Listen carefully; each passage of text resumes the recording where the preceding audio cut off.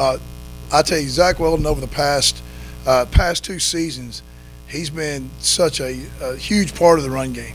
You know, he does such a nice job of fitting up on blocks and reading the schemes, and there's so many things that he does. You go back and you watch that LSU game, for example.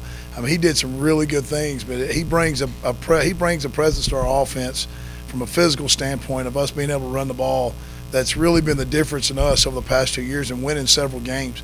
He's been able to come in and 4-minute offensive situations and help us keep the ball and move the ball down the field and get first downs and short yardage situations. And he's a hard-nosed kid. You know, you don't realize, you look at him, he's 250 pounds, and he's a load, and he does a really nice job of understanding the game and fitting up on stuff. So he's helped us a lot. Well, I mean, there's a difference between throwing the ball and him catching it. I can't say we won't throw the ball, but the chance of him catching it, it's got to be a pretty good strike for him to catch it. He struggles with catching the ball, but you know, we got some routes where we get him out there, and there could be some times where we check it down to him, and actually we've thrown him some in practice, and he's caught him and done a good job. He's tough to tackle. You know, he's shoulder pads and knees. That's about it.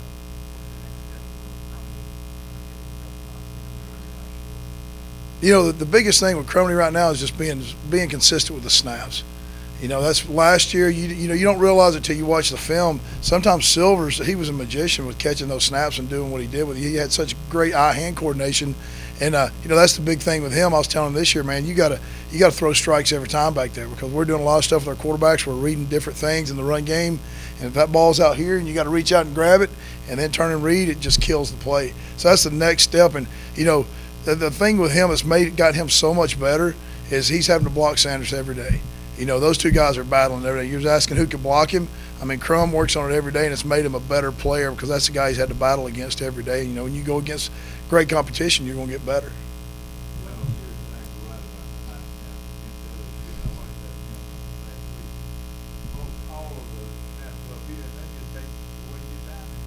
Yes. Yeah, like I said, you don't really appreciate what Silvers did, but there was a lot of times, you know, he couldn't get the one in the bowl game. I think it was about 20 feet high, but you know, there was a lot of times where if you weren't great eye-hand coordination, you weren't going to catch those balls. And you know, he just gets really excited, and he gets his stance a little high, and he's done better. He had a bad day yesterday, but he's done a lot better this camp. But that's what we've really concentrated on with him.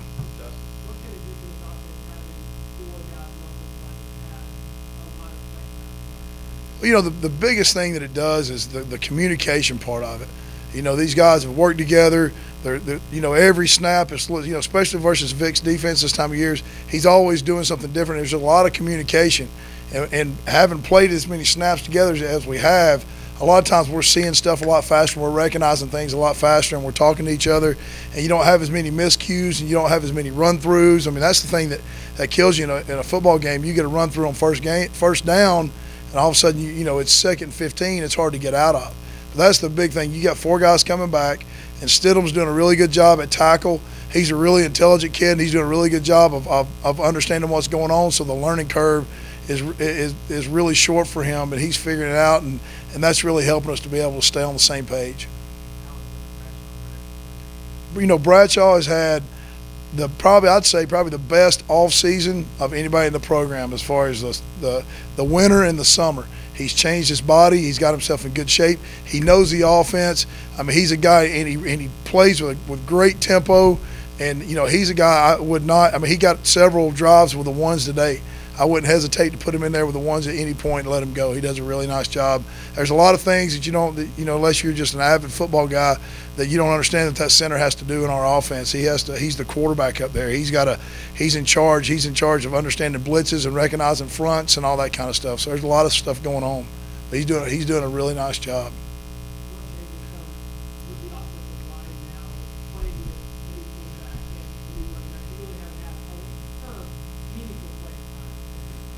I tell you, the best thing now with both our quarterbacks right now is when we protect, and all of a sudden a D lineman rushes a little wide, or we widen the pocket. You saw it today.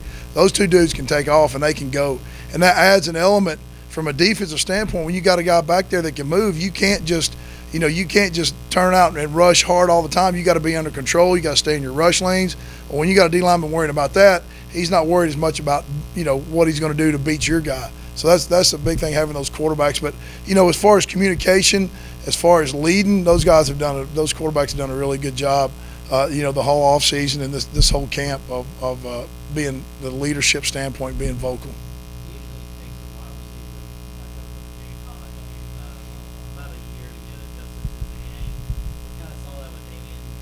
Mm-hmm.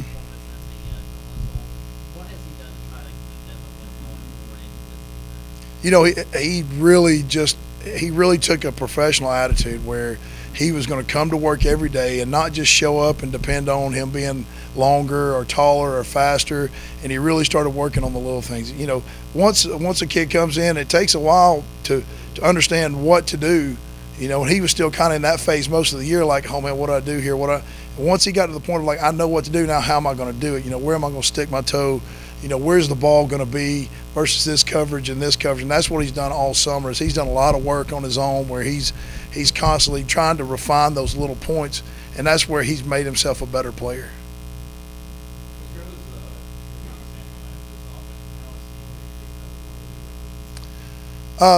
Travion, he adds a guy in space that can make people miss. He adds speed on the edge. Those are the things that he can do that he's just with that God-given ability. He's just like Coach said, he's got to learn to be more consistent. He's got to learn to block when the ball's not in his hand. But he's that guy, you get him out there in space one-on-one with the safety, and that's tough. And, it's not easy to get the ball to him as far as throwing it because he's not a long guy. But, if you find a way to get it to him, whether it's screens or whether it's handed to him, the defense really has to keep the edge on the defense and not let him get out there around the edge.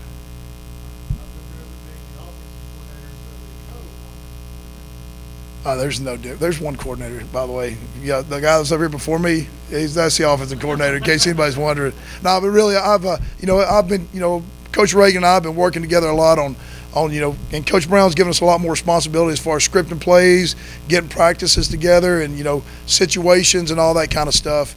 So that's been nice as far as us both being able to grow in our profession and learn how to do those things. But there's one thing that Coach Brown loves to do, and he's really, really good at it, and that's calling plays on Saturday. And that's something that if I ever want to do it, I'm going to do like Kenny and probably go somewhere else.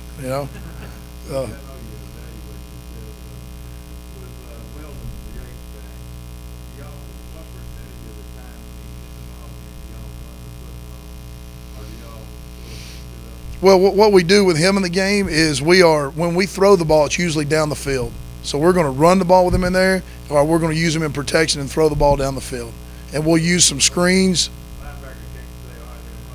No, because as soon as he does and he steps up and the safety comes down, we're going to hit a post over the top on him. So it's you don't see much. When he's in there, you won't see much of the quick game throws and stuff, but you're going to see run the ball, you're going to see play action, and putting the ball over the top.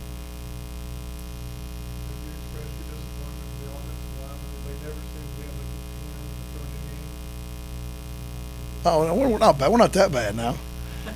Sometimes we're set up for failure. The hula hoop contest, when you're as big as the hula hoop, it's hard to hula hoop. We need one. That's what I told them. We need one that's about 12 foot wide.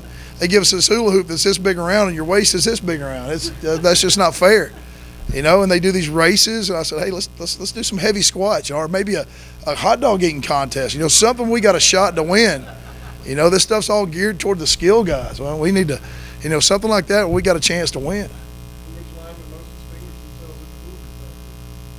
I don't know if we don't have it was nothing. They just started it and it just fell straight down. That was nothing. You got to have a little more room on those things.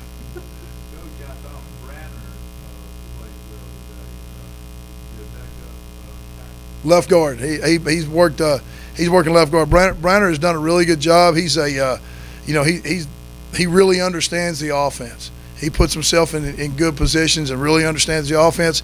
And he knows what to do. I know what he can do. So I kind of have been working. I've been working Travius Harris there some because he's a younger guy, and I'm not sure if he knows what to do. I know what I'm going to get with Branner.